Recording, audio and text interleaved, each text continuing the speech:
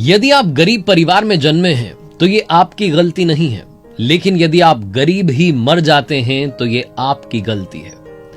इसका सबसे बड़ा उदाहरण है धीरूभाई अंबानी यानी कि धीरज लाल हीराचंद अंबानी साहब, जिनका जन्म एक साधारण परिवार में हुआ था, लेकिन जब उन्होंने आखिरी सांस ली तो वो दुनिया के सबसे सक्सेसफुल इंसानों में से एक थे। उन्होंने हिंदुस्तान में बिजनेस करने का तरीका बदल दिया था।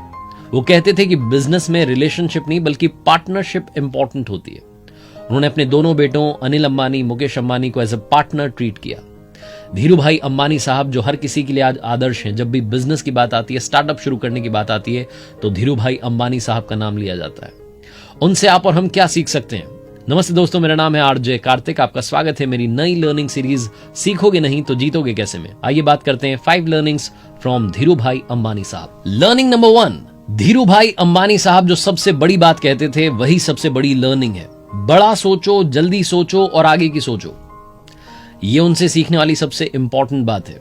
धीरूभाई अंबानी साहब जिनका जन्म बहुत साधारण परिवार में हुआ, बहुत कठिनाइयों का सामना किया, लेकिन वो हिंदुस्तान की सबसे बड़ी कंपनी की नींव रखने वाले इंसान बने। वो कहते थे बड़ा सोचिए, जल्दी सोचिए, आगे की सोचिए, क्योंकि थॉट्स पर, आइडियाज पर किसी एक इंसान का अधिकार नहीं होता। मान लीजिए कि आपके माइंड में कोई आइडिया आया, आपको लगा कि क्या कमाल का आइडिया है, बिजनेस आइडिया, इस बिजनेस को शुरू करूंगा, छा जाऊंगा, सबसे बड़ा बिजनेसमैन बन जाऊंगा, पता नहीं क्या क्या आप सोचने लगे। थोड़े दिन के बाद में आप मार्केट में गए, आपने होर्डिंग देखा, आप ही के आइडिया पर किसी ने कंपनी बना दी और एडवर्टीजमेंट करने लग गया। तब आपको मालूम चला, ओहो, ये आइडिया तो पहले से मार्केट में आ गया है। तो जरूरी नहीं है कि जो आइडिया आपके माइंड में आया वो किसी और के माइंड में नहीं आ सकता। हो सकता है कि जो आपने सोचा वो किसी और ने भी सोचा हो, लेकिन जरूरी यह है कि इंप्लीमेंट उस आइडिया को सबसे पहले कौन करता है, सबसे पहले मार्केट में वो आइडिया कौन लेकर के आता है। तो इसीलिए बड़ा सोचिए, जल्दी सोचिए, आगे की सोचिए और जैसे ही आइडिया है वैसे ही इंप्लीमेंट करने में जुट जाइए। धीरूभाई अंबानी साहब की जिंदगी का एक बड़ा रोचक किस्सा है। पेट्रोल पंप पर वो काम करते थे, 300 रुपए की तनख्वाह थी उनकी, पर मंथ उन्हें 300 रुपए मिलते थे। वो पेट्रोल पंप के जो कर्मचारी थे उनको 25 पैसे में चाय मिलती थी, लेकिन अंबानी साहब वो 25 पैसे वाली चाय नहीं पीते थे। वो पास में एक बड़ा रेस्टोरेंट था जहां जाकर के 1 रुपए वाली चाय पीते थे।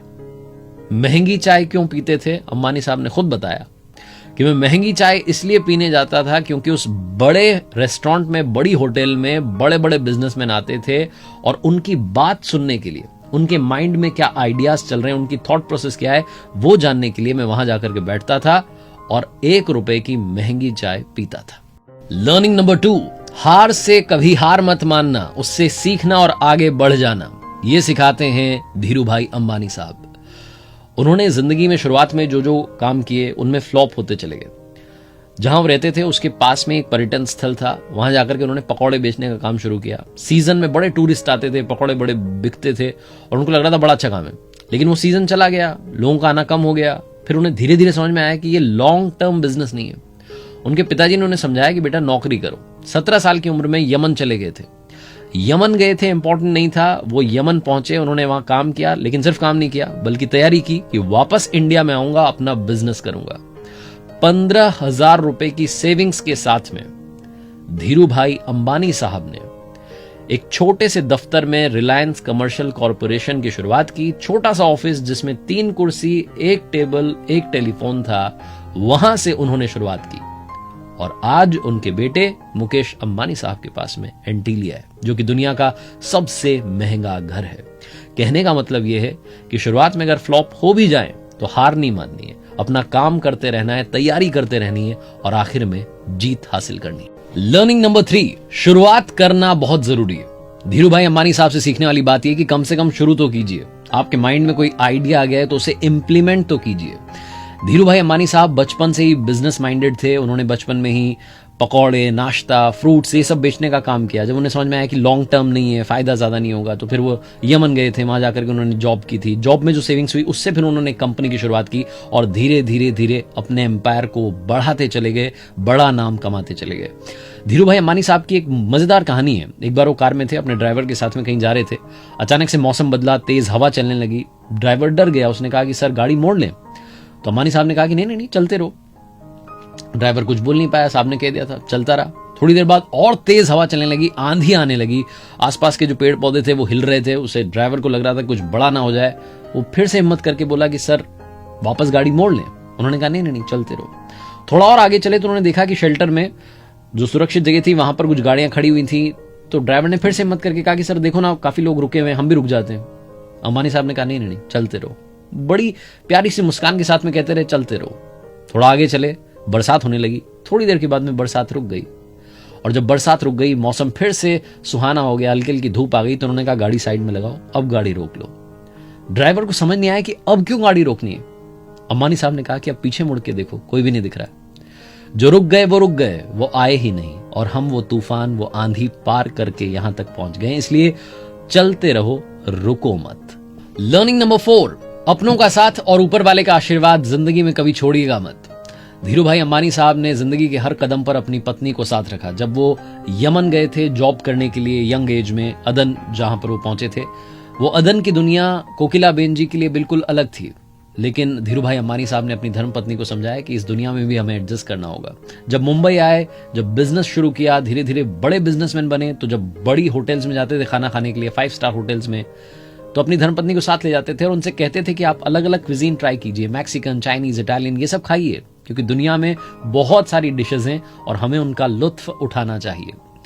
धीरू भाई अंबानी साहब से सीखने वाली दूसरी बात है, ऊपर वाले का आशीर्वाद साथ रखिएगा। आज भी अंबानी फैमिली राजस्थान के नाथद्वारा में श्रीनाथ जी के मंदिर में हर बार जाती है, हर साल जाती है। कभी भी किसी भी बड़े बिजनेस की शुरुआत करने से पहले, बड़े काम की शुरुआत करने से पहले वहां आकर के प्रणाम करना नहीं भूलती है। तो ये कल्चर आज भी अंबानी फैमिली का बरकरार है।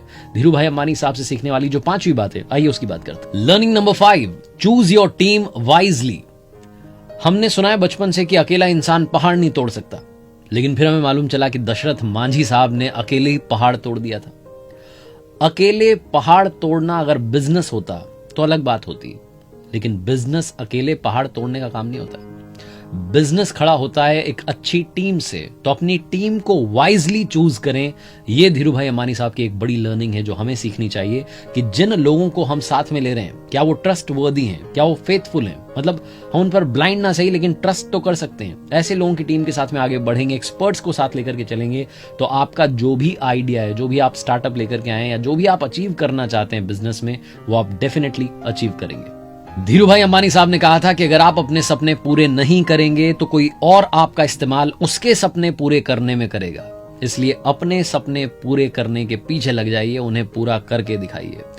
धीरू भाई अंबानी साहब का एक खुद पर भरोसा था, खुद पर ट्रस्ट था कि वो इंसान जो एक दिन पेट्रोल पंप पर काम कर रहा था, आज उनकी कंपनी रिलायंस के बहुत सारे पेट्रोल पंप्स हैं। दुनिया में सब कुछ पाया जा सकता है, उसी की कहानी है धीरू भाई अंबानी साहब की।